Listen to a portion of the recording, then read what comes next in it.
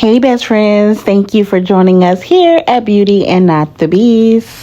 For all y'all that already know that we're basically breaking down everyone's testimony. So if y'all want to get right into it, go ahead and fast forward this video past the next 2 to 3 minutes. If you're new here, please just take a minute and listen to the whole video. Welcome to Beauty and Not the Beast, where conversations flowing hearts and throw. We talk about life and love so sweet, and all the shows we love to binge and tweet. From relationships to social media trends, we share it all, our hearts we blend. Celebrity gossip and juicy rumors, we dish it all, no holds barred, no humor. So join us here in this magical place where laughter and love always embrace. Welcome to Beauty and Not the Beast, y'all.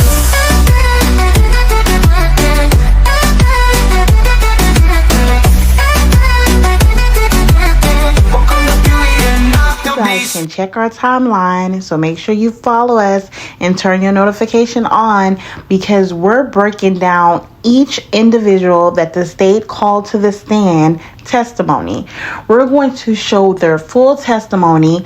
We're going to post it individually so that it's convenient, so that you guys can catch up with exactly what was said and what is going on with the Naziah Harris trial before it starts March 2025. Let's get it. All right, you guys, before we press play on this testimony, let me just give you a quick recap. All right, so this trial is going to include a 13-year-old girl by the name of Naziah Harris, a grown man by the name of Jarvis, and a whole lot of adults who failed Naziah. Now, on January the 9th, 2024, 13-year-old Naziah Harris got off her school bus only to never be seen again. Naziah was reported missing January the 9th by her grandmother, the same grandmother who adopted her. That grandmother's name, Annetta Harris. Now, Miss Harris said it wasn't like her to go missing, especially from after school. It wasn't like her at all.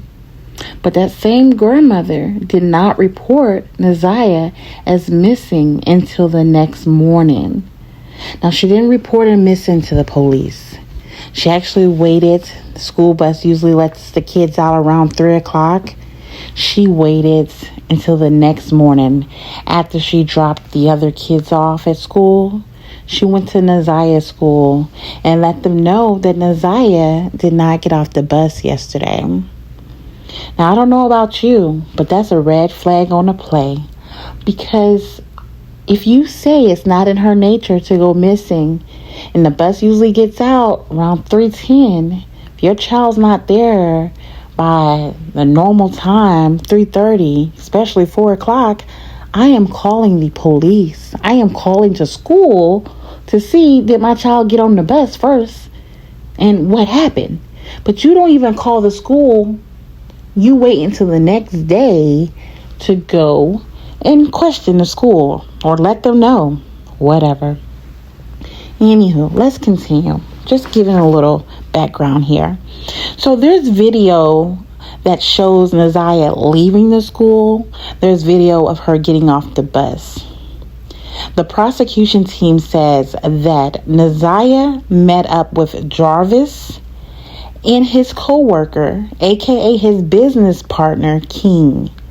King's real name is Cardell Wright. Now, I'm going to just insert this here that I feel like he could have had something to do with this as well. Okay? I do not understand why these two grown men met up with Naziah and took her back to their auto repair shop. Okay? Now, throughout this, you will hear testimony from another witness that says that Jarvis, King, and Naziah visit her home, which is about 30 minutes away from the auto repair shop. They visit her home to come look at a vehicle that she was having trouble with, okay? She states that they were there anywhere from 40 minutes to an hour. But she also confirms all three of them left together. Okay? Now, the prosecution team, throughout this investigation, finds out that Jarvis has been sending inappropriate sexual text messages to Neziah. Now, in return, Neziah, this poor baby, was also sending him messages. You know why? Because he has groomed her. Neziah believes that they're in a relationship. The text messages between these two started as far back as September 2022. Now, if you ask me, that's all we have a paper trail for. Maybe Neziah didn't have a phone before she was 11 years old, and he was doing this to her way before then. Who knows? But you guys, there's your recap. Again, follow us, hit the like.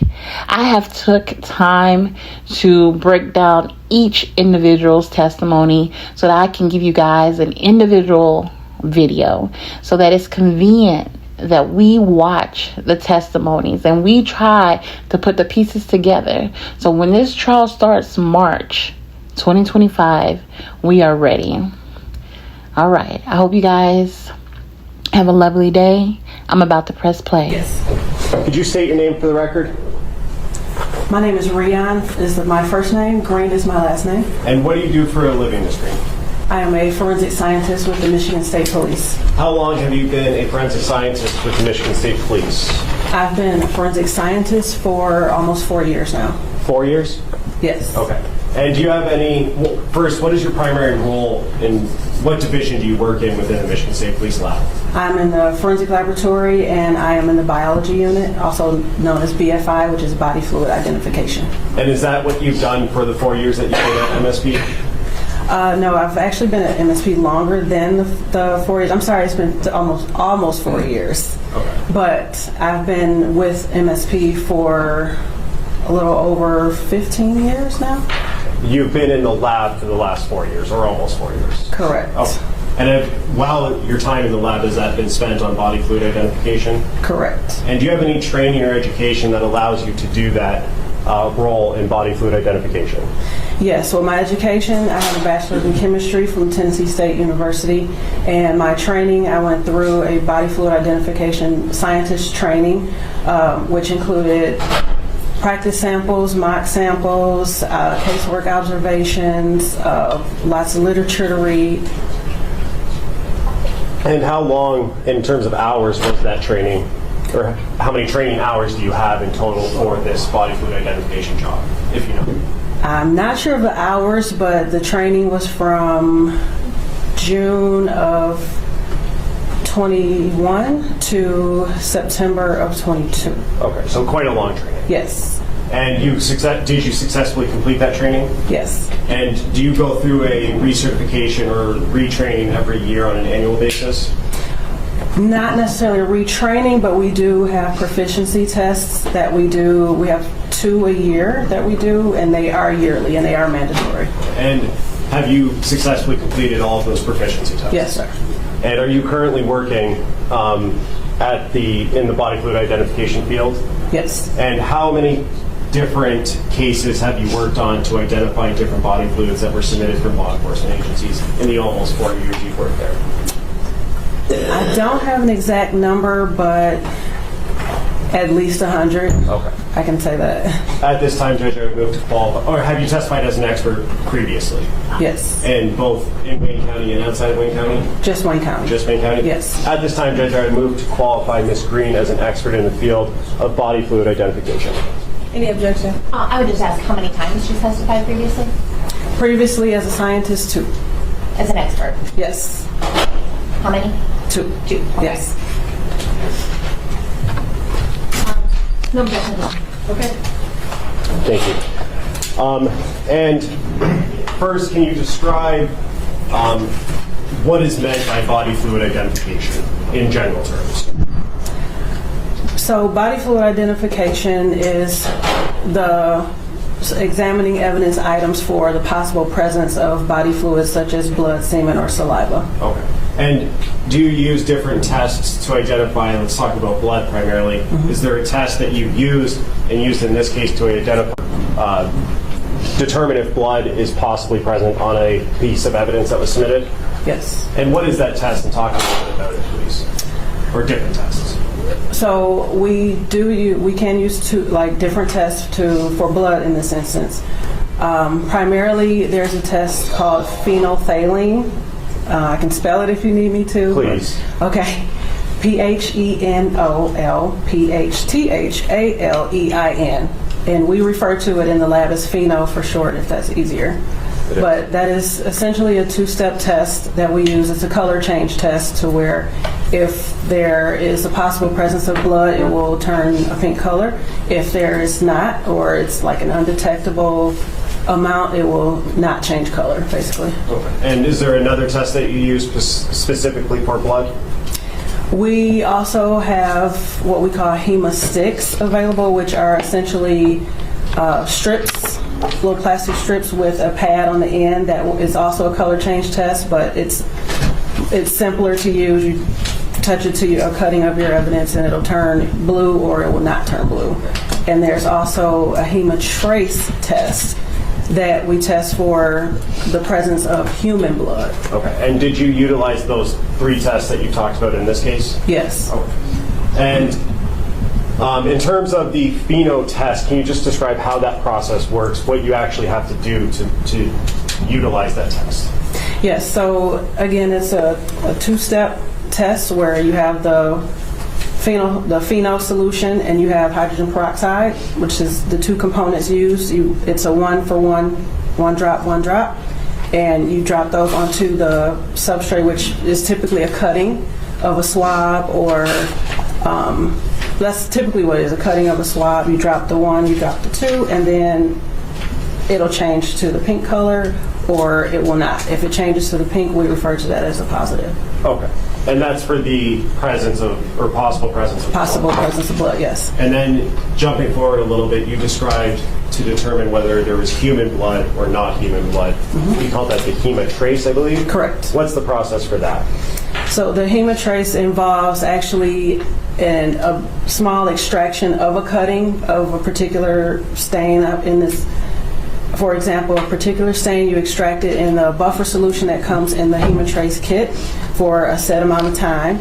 And once that is extracted, you spin it down, you take the liquid, you draw the liquid off with a pipette, and there's a cartridge test. And it's similar, we read it similar to like a COVID test where a set number of lines, like the test line appears, then it's positive. If not, then it's negative. Oh. May I approach Judge? Yes.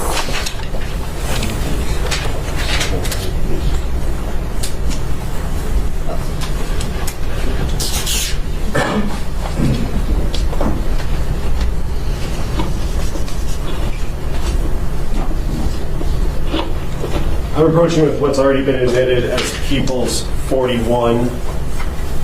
And Ms. Greene, do you recognize the document I just handed you?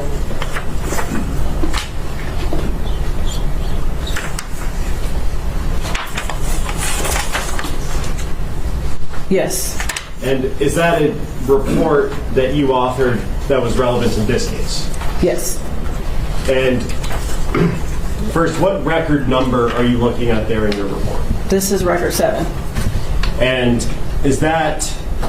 what is the lab number associated with that? MD24-691.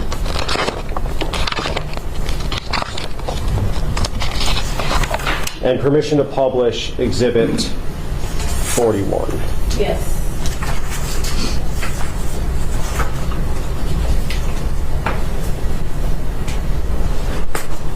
And on the screen there, are you able to see that from your seat? Yes. And is that the same document that you're holding in your hand that's on the screen? That is the same document, yes. Okay. And just talking about the information on the top of that document right now, what goes in under laboratory report? What is entered into that portion of the document? So under the laboratory report section, we have the number the investigating officer for the case and their agency number, the record number, date received, time received, and the date completed. Oh. And moving down to evidence reviewed, can you talk about what is listed in that section of these reports? The evidence received section? Yeah. Yes. So these are the containers that I received under this record number for this submission. And when you say container, what do you mean by that? The container numbers on the left side there, can you hear me okay when I turn this way? Okay. Yeah. The container numbers on the left are the container numbers that are submitted into our laboratory. And are those numbers, the container numbers, assigned by the law enforcement agency that submitted it or by the MSP lab yourself? The container numbers are assigned by us, and when it's entered in our system, it gives it a sequential number. And in terms of the agency number, though, is that also included in the evidence review? The agency number is what the item numbers that the agency gives in their internal system, but we include it in our description. And for container number 5, first, what was in container number 5? Container number 5 is the black hoodie, sweatshirt style. And what agency number was included for that submission? Number 85. And then in container number 6, what was in container number 6, the physical piece of evidence? Was a pink bodysuit. And what agency number was that associated with from Detroit Police Department? Number 86. Okay. And we're going to talk mainly about those two, but I do want to go through your interpretations. First, can we talk about what goes into the interpretations section of your report? So in the interpretation section, this is where we report out our results for our body fluid testing. Okay, and you talked about blood. Mm-hmm. Did you do a blood test on the first item that we're looking at here, the black hoodie? Yes. And did you also test for semen as well? Yes. And starting with the test for semen, what is that test called? The test that I did was the acid phosphatase test. And was there any, what was the result of that test? It was negative. Did not indicate the presence of semen on that black hoodie? Correct. And then moving down now to your next test here, what was the result? First, what was the next test that you did for? The next test after this one that I did would be the phenol test. The way that it's listed here is not necessarily the order of the testing that I did. Is how, for some reason, that's how our reports generate the report. So, but the next test I would have done on this would have been the phenol or phenolphthalein test. And is that a blood, you described that as a blood test, correct? Yes, presumptive blood test. And for the pheno test, what was your result of that test? So there were areas that were not phenopositive and there were areas that were phenopositive. Okay. And can you talk about that a little bit more when you say areas that were positive and not positive? Sure. So I selected several areas on the entire surface of the hoodie, from the hood all the way to the sleeves, front and back, to test for the possible presence of blood, and I tested numerous stains. Not all of those stains were positive, meaning they didn't all exhibit a color change. Okay. Yes. But some of them did? Some of them did. If you know how many did and how many didn't? I wouldn't know. With looking at photos of that, be able to help you answer that question? Looking at photos, yes, it was a lot. Okay, we will come back to that. Okay. Going down to after the pheno test, what was the next test that you did? On the hoodie, it would actually be, yes. Let's just go down the list of the tests, if that's okay, as they're listed on here. So after the acid phosphate test, what's the next one there? The next one will be the hemotrace test, which I did on the stains that were phenopositive. I decided to follow those up with hemotrace to test for the possible presence of human blood. Okay. And pheno test doesn't differentiate between human and animal blood, correct? No. Okay. No. That's what the hemotrace is for. The hemotrace will tell us, yes. All right. And what was the result of the hemotrace test on the areas that were positive on the pheno test? So I tested 5 areas with hemotrace, 5 of the phenopositive stains. And 3 of the stains on this hoodie were hemotrace positive.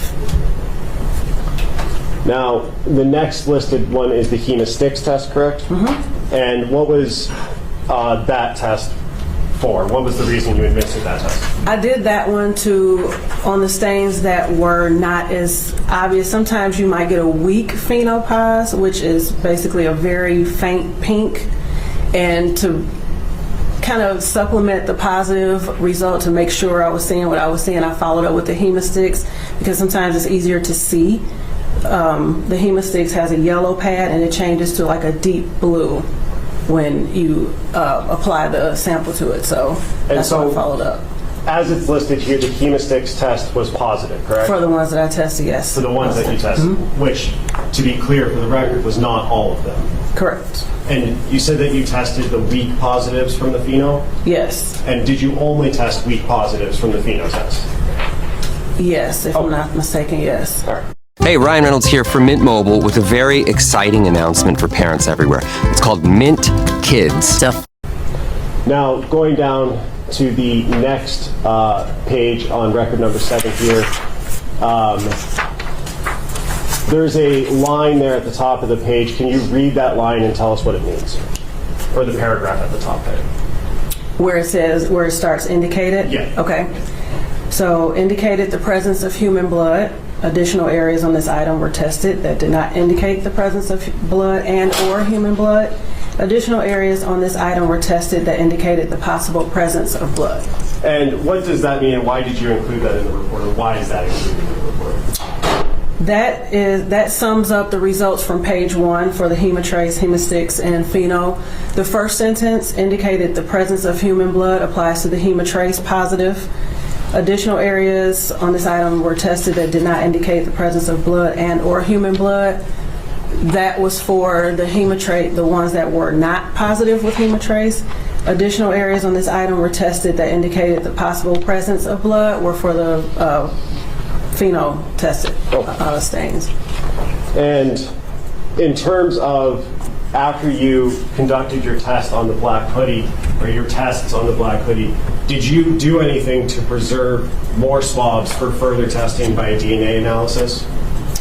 After I did my testing, I went back and I selected 2 stains to send forward to DNA. So I swabbed those areas with 2 sterile swabs and cut those. Once they were dry, you have to wet the swab first, of course, swab the stain, let it dry, and then the swabs were cut and tubed and sent forward to our DNA lab. And what was the reason you didn't use the same swabs that you had already taken and tested with the pheno and hemosticks and hemotrace? So with the hoodie swabs that I sent forward, there was enough of the stain there to where I wasn't concerned really with total consumption of that stain. So I didn't use the tested swab. I used fresh swabs to swab that stain. And after you send those forward for analysis by another technician, are those individual swabs that you send forward given an identifying number to keep track of them in your chain of custody system? Yes. Okay. May I approach, Judge? Yes. I'm approaching with what's already been admitted as record number, or as admitted as 25, which is record number 8, testified to by Erica Anderson. Just looking at that report, Ms. Greene, are your swabs that you sent forward listed on record number 8? Yes, they are. Just as it relates to item number, or container number 5? Yes. And can you read the agent, or the container number associated with the swabs you sent forward for item number 5 off of record number 8? Okay. The container number or the item number? Both. Okay. The item number on here for item 5 would be MD24-691-5 capital A lower D. Another set of swabs sent forward is MD24-691-5 capital B lower D. and MD24-691-5, capital C, lower D. And the first two ending in AD and BD are listed as black hoodie stain swabs, correct? Correct. And then CD is listed as a black hoodie swab. Correct. And what's the difference between those two things where you have stain swab and then just swab?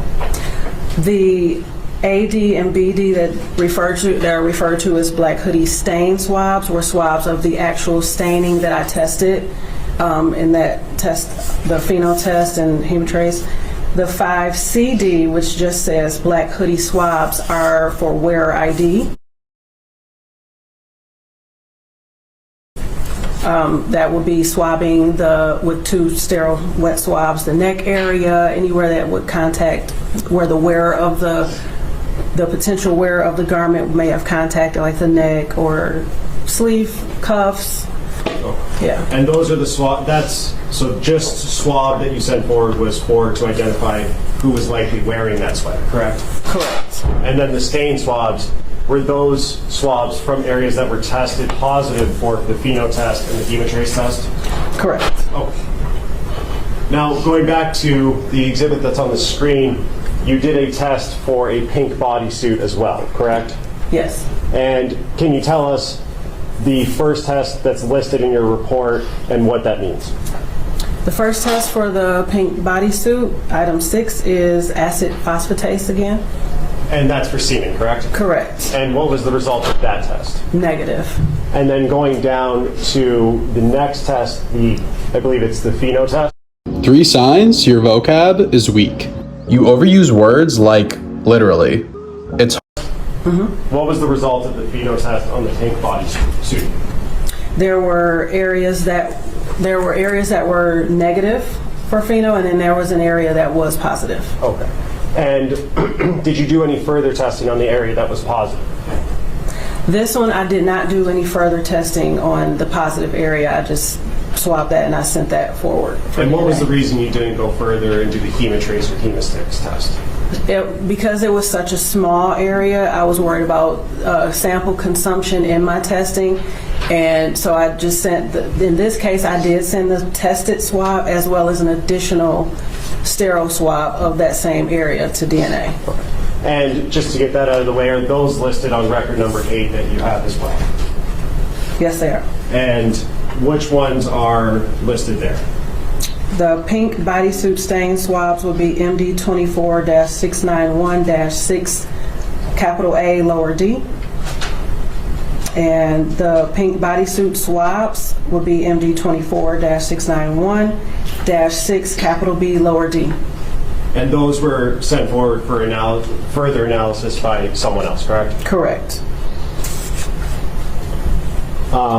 Going back, the regular swab, not the stain swab for item or container 6 that you sent forward, that was the same thing as the wearer ID that you talked about earlier? For the wearer ID, it was the same process as the hoodie. I used 2 sterile swabs, swabbed the neck area, and because it was like a sleeveless item, I swabbed around where the arms would be in constant contact and the ankle cuffs. I think I said all the neck area as well, the collar area. And going down a little bit more quickly to item 7 now. First, what was that item that you processed? Item 7 was a blood card that was submitted as a reference sample for Neziah Harris. Okay, and what did you do with that swab in terms of processing and passing it, or sending it forward for further testing? So no testing was done on this as it is a known sample. It was a blood card, so I cut a portion of one of the blood circles on there and sent it forward to DNA. All right, thank you. Mm-hmm.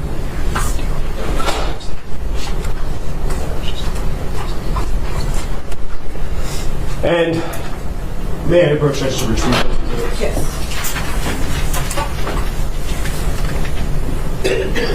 And in terms of those 2 items, the pink bodysuit and the black hoodie, did you take photos of your testing as it proceeded? Yes. And did you provide those to the OIC of this case as well as the prosecutor's office?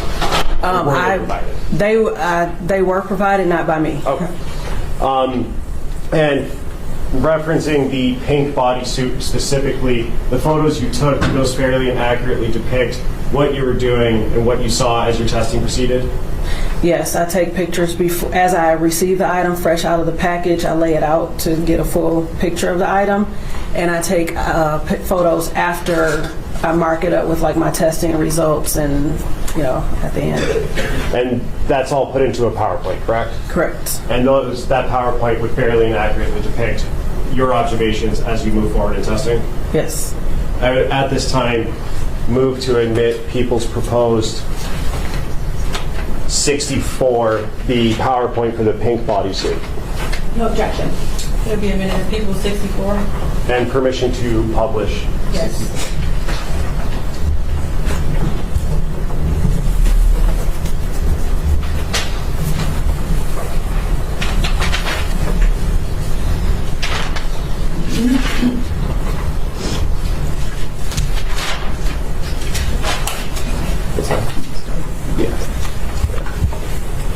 And just on the first slide here, first photo, is this just a cover sheet for the item that you did? Yes. Okay. Going to the second slide or second photo, can you just on this slide? So this slide in particular, I take pictures of the front and back of the exterior. If it's a clothing item, front and back of the exterior, and in this case, front and back of the interior, which is on a further slide. But this here, the top left picture, is the front exterior as if it was worn. So that would be, if you were looking at the person wearing it, that would be the front. And the bottom right picture is a close-up of the top half. And if we could go to slide 10.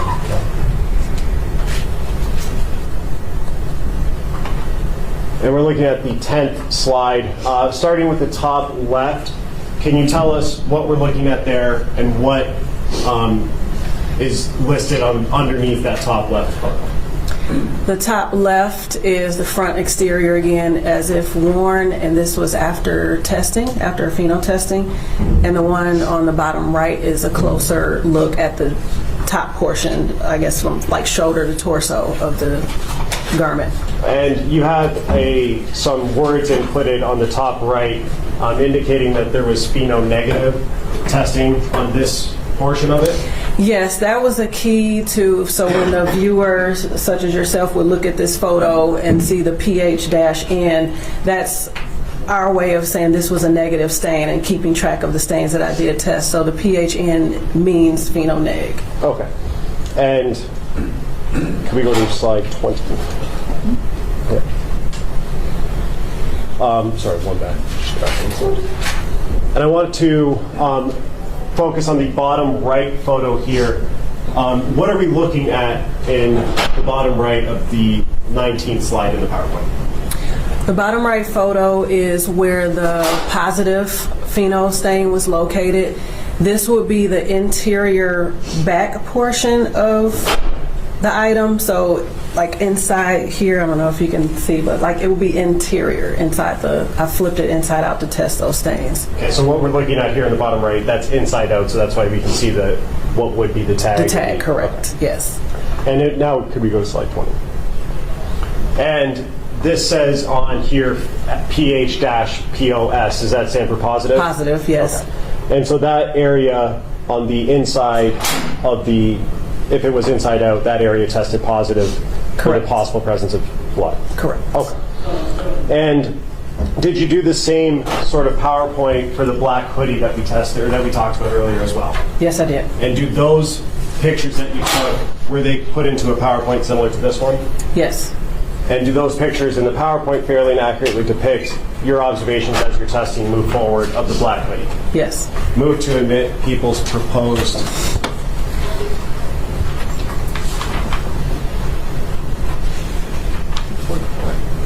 People's proposed 44, so we got a little mixed up with the numbers. No objection. It'll be a minute. And permission to publish. Yes.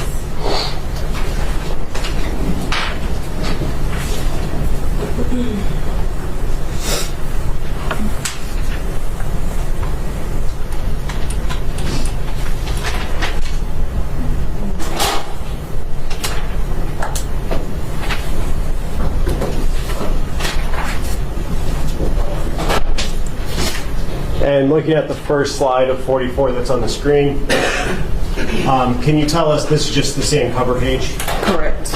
And going to the second slide here, what are we looking at here in this photo? Wondering when you can start filing your taxes? Today, TurboTax is open for business. This will be the front of the black hoodie if worn. And this is before, is this before any testing had been done? Yes. I want to go forward to slide 7. And what are we looking at here on slide 7 of this PowerPoint exhibit? This is the hood area of the external portion, the external hood portion of the hoodie. I was trying to get accurate angles, that's why so many pictures, but. Okay. And is this, again, just standard overview before any testing had been done? Yes. And if we can go to slide 8. And what are we looking at here? This is the interior portion that would be in contact, like if you pulled the hood over your head, it would be the area up here. So you're looking at the inside of the hood that would touch the person's head that forward. Yes. Okay. Yep. And slide 9. What in this photo are we looking at here, and has any testing been done at this point? This is after testing. This is back to the front of the hoodie, plus obviously the sleeves. This is after ALS screening, which is alternate light source, which is used for screening for body fluids such as semen and saliva. I ALS the hoodie, and I marked those areas that had fluorescence to them with a silver Sharpie, so I could further test after done screening. And IR, which is the infrared, is similar to, it's also an alternate light source, but it's more so for blood on dark items where the dark fabric would become lighter, and if there's blood or possible blood present, it would appear darker. Anything that I saw, I marked with a yellow paint pen with IR next to it, so I can distinguish between the ALS samples, the ALS areas that I saw, and the IR areas that I saw. Okay, and we see a lot of markings on the front of this hoodie. Yes. Are you able to tell us, and I know you said the color, but what portion of this is the IR versus the ALS? And it may be easier for you to step down, although there's not really room over there. But. So the ones that I observed with IR, I actually wrote IR next to them. I don't know if that's visible on there, given how small the picture is, but other photos, I took pictures of Closer certain up. areas, yeah. And if we could just go to the next, or if you could zoom in then. And so, for example, that on the front, as we're looking at it, left side of the zipper, that's where IR illuminated? Correct, where there's, like where the icon, the hand, oh, it moved. Right there, and there's an arrow pointing to that large area, like those were areas that dropped out under IR, so I put IR next to it so I'll know what to follow up and how to follow up. And that IR is to indicate blood, correct? It's not a test for blood, but it's a screening tool used to locate dark stains that may be possible blood. okay. And if we could go to slide 20. And this is a closer view. Is this after you've done any other testing other than the light screenings? Yes. Okay, what testing was done at this point based on this photo? This is after the pheno testing was done. This particular picture is reflecting a phenopositive area. And it was also screened with IR. As you can see right over the swabs there, it says IR. And that's what led me to follow up with pheno, was because I saw it under IR and it was phenopositive. And where is this, if you're able to say, on that hoodie? So this would be, if I was wearing it, it would be in this area, the upper shoulder, And for bicep area. Yes. For the record, the witness indicated to her right upper shoulder. Yeah, right.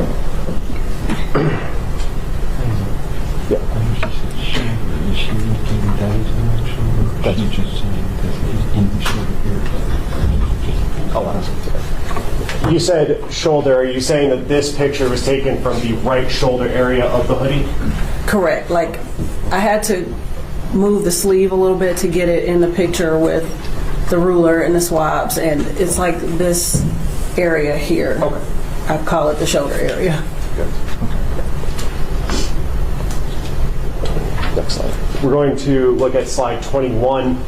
And again, can you tell us what we're looking at here? Then I'm going to ask you a couple follow-up questions. So this is another phenopositive stain. This one is located on the rear of the sweatshirt, on the bottom right exterior of the sweatshirt. And you had, in the last photo that we looked at, it said stain 20, and then this one says stain 28 in the text area of the slide. What is it? How do those stain numbers get assigned? That is for my purposes, so I can keep track of how many stains I tested and what stains I tested. I know if I give it a number, it's just I start from number 1 and I just go. It's a tracking system for me, so I won't double test the stain, and because we report out the number of stains tested in our system, so that's for me to keep track of how many stains I tested. And if you know, how many stains were identified on the black hoodie? I can't recall offhand. I'm going to slide 22. And what are we looking at here for this photo? Those are the cartridges used in the HemaTrace test. As you can see, you read them per line. The first 2 only have the one line, that's the control line, which, because there's no visible line in the testing area, it is a negative result. And the 3rd through 5th cartridge have the double line, so those are considered positive results. And that's for stains, the stain numbers are listed there, correct? Correct. And that's stain 20, 28, and 38 that were positive on the HemaTrace test? Yes. Going to slide 23. And what are we looking at here in this photo? And at what point in your testing was this photo taken? This was after pheno testing and the AP testing, which was the semen testing.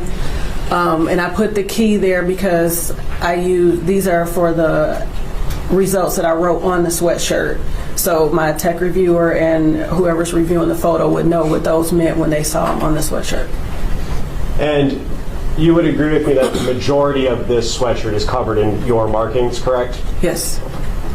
And going to slide 32 now.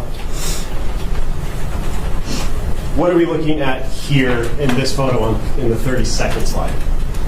This is the exterior of the hood towards the back of the hood.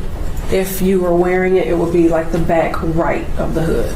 And what testing is indicated on the back of the hood? This was viewed with IR, and it was screened with IR first, and then I followed up with pheno testing in this instance. And what was the result of your pheno testing on this area of the sweater? So stain 37, which is at where the tip of the ruler is at the bottom, that was a very weak positive for pheno, and 36, which is upper towards my typing there, that was also a pheno weak positive. And did you do any further testing with this section of the hood because of the weak positive, if you remember? I don't recall offhand.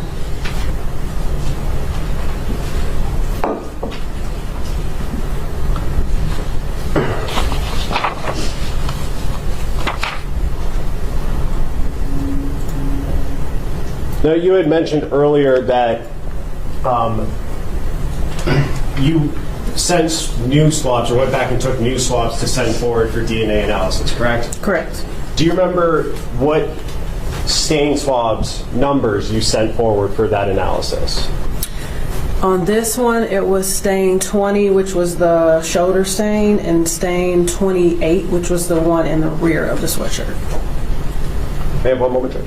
Yes.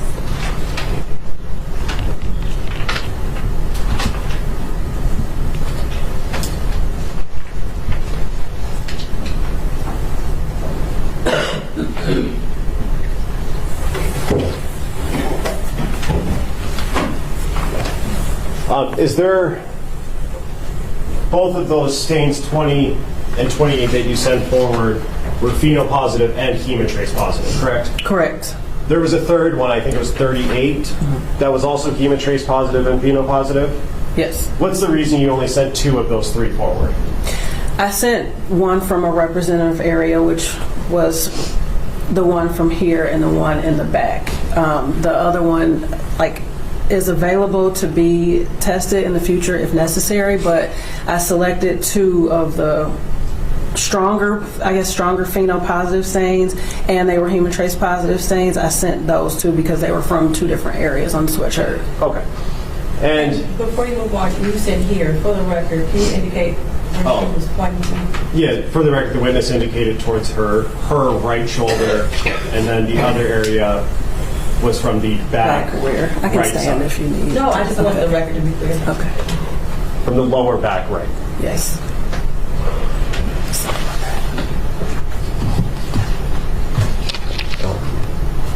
In terms of the testing that you did and your experience testing and doing blood screening and things like that, are you able to talk about the quantity of results that you saw on this sweater at all? In terms of there being 38 swabs, at least 38 swabs, is that normal in your experience that there would be that much on there, or are you able to talk about that? I'm not able to say because it varies from case to case. Fair enough.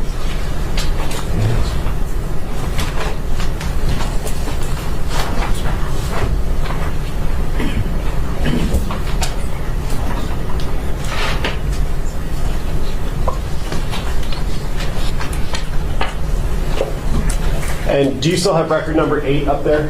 Or did I take that? No, you took it back. You indicated earlier that the 2 stain swabs that were sent forward were from stains 20 and 28, correct? Correct. And then going forward, they were labeled as ending in 5AD and 5BD? Correct. Are you able to tell which stain number corresponds to 5AD? I would not be able to tell without looking at my notes. With looking at your notes refresh your memory? Yes. Then please do so, and then look back up at me when you remember.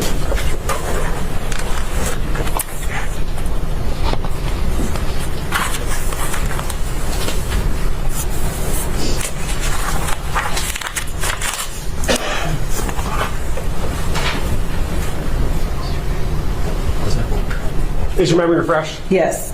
What stain swab number that you gave it is 5AD? 5AD would be stain 20, which was the shoulder area stain. And then 5BD would be 28? Correct. And that's the back right, lower back right side? Correct. Oh, good. I have nothing further, just thank you.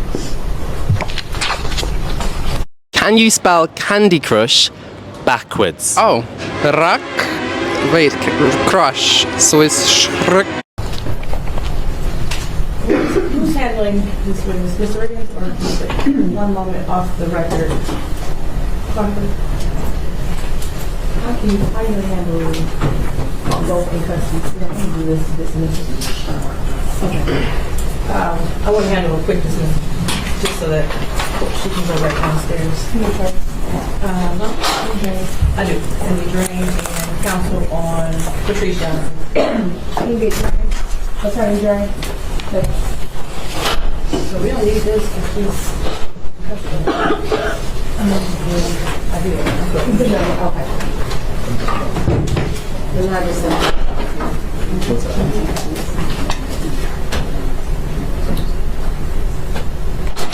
and Mr. Mahana, good morning. This is the Heldon Park case. You have a witness? It's your witness that you were waiting for, right? Well, the police officer. Set for a preliminary. The time is now 12. Fair to say, yes. Okay. And so once you marked all of the spots that tested presumptively positive under, well, I guess you started with the ALS. That was your screening. Correct. Right. And then you went from there to the IR. Correct. And then from there you went to the phenolphthalein. Correct. Okay. And so of all the spots that you tested, there were 3 that were positive for blood, you said, correct? On the black hoodie? On the black hoodie. There were multiple that tested positive, but I focused on the ones that had a stronger pheno positive were the ones that I focused on. Okay, and you said you didn't do any confirmatory testing on the ones that tested weak, right? Correct. Okay.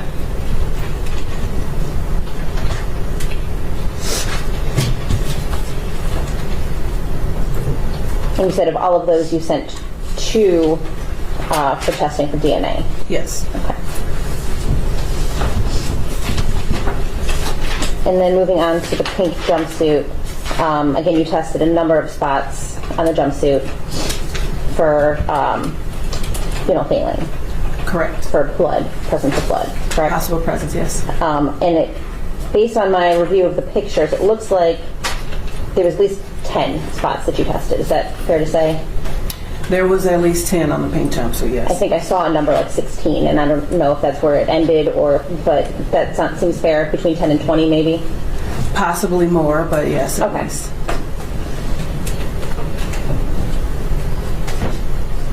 And was there only one spot on the jumpsuit that tested, that you confirmed for blood? Well, it wasn't. It was tested with pheno, which is the possible presence of blood. I didn't do the hemotrace to confirm that it was human blood because of the limited amount of sample. But yes, it was the one spot. It was one. Yes. And it was a small enough stain that you were concerned of that you would consume it if you tried to do any additional testing. Yes. Okay, and that's we're talking about, just for clarification, the spot on the actual jumpsuit, right? The spot that you were swabbing was small. Correct. Okay. And you don't know what all the other areas on the jumpsuit were that you tested that had different colors on them? As far as what they were? What the substance was? No, I couldn't tell. You were also given a number of other samples of things to test. Is that correct? Correct. I think you tested some trunk carpet. Yes.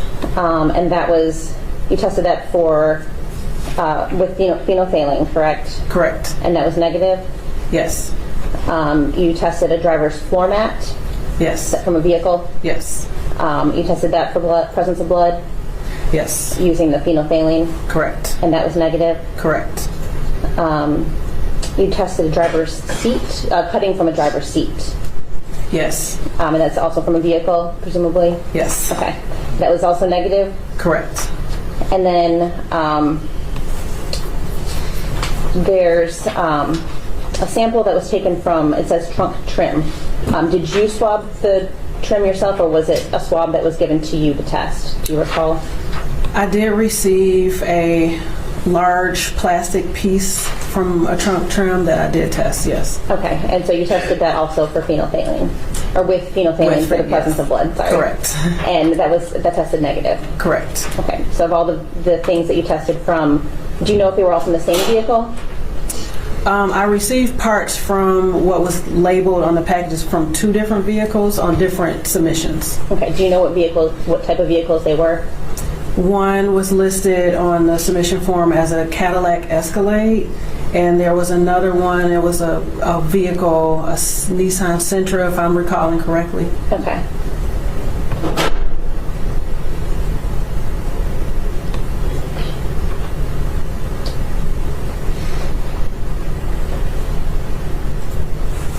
And so on a separate vehicle, you were given some, it looks like maybe you were given actual door handles to swab. Does that seem correct? I didn't receive any door handles. I received swabs of a door certain handle. parts of vehicles, yes. Okay, and that was from a vehicle? Yes. Okay, and you tested that for blood, correct? Correct. And you used the phenolphthalein test? Correct. And also it looks like you did the hemostix test on that? Correct. And both were negative? Both were negative, yes. Okay. You were also given some swabs from a trunk speaker? Yes. And you did the same 2 tests on that, correct? Yes. And those were also negative for blood? Yes. And then it looks like you had another trunk door frame swab? Yes. And were you just given a swab? You weren't given like the door yourself? Correct. Okay. And you tested that with both the hemosticks and the phenolphthalein? Correct. And those were both negative? Yes. Okay.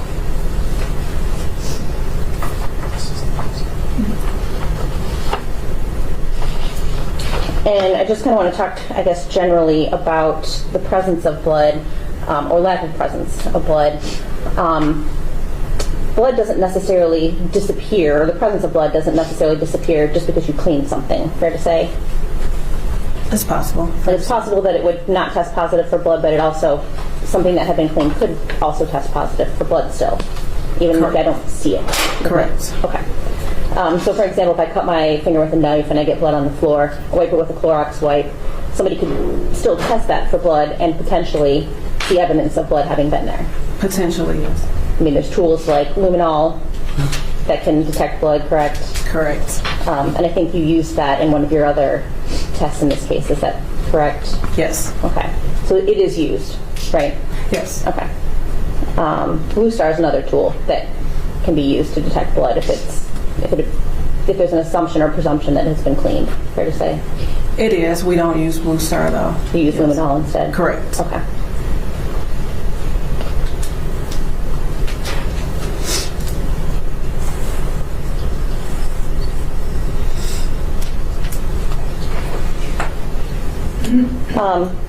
You don't have a test that can timestamp the presence of biological material, right? We do not. Okay. So you can't testify when blood is deposited, or presumptively blood is deposited on an item. I cannot. Okay.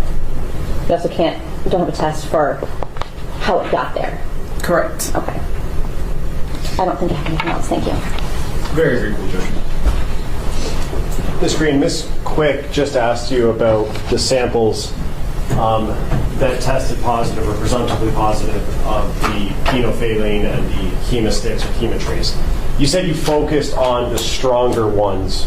First, what do you mean by the stronger ones?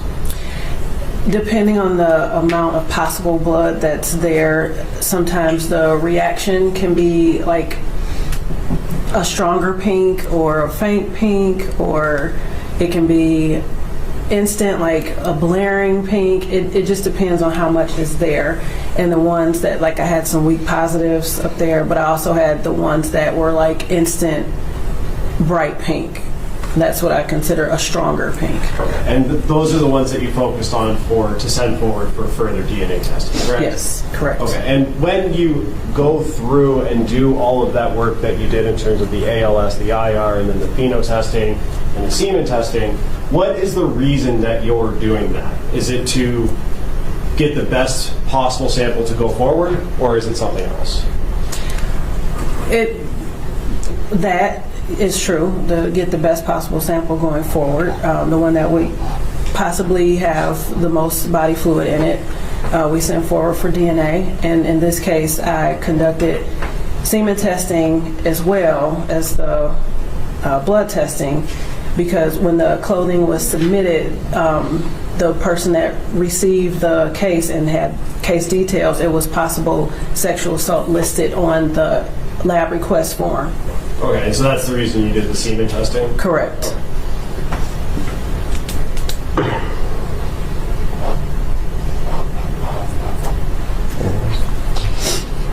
I have nothing else, Judge. Thank you. Okay, Ms. Greene, you're done testifying. Thank you. Thank you.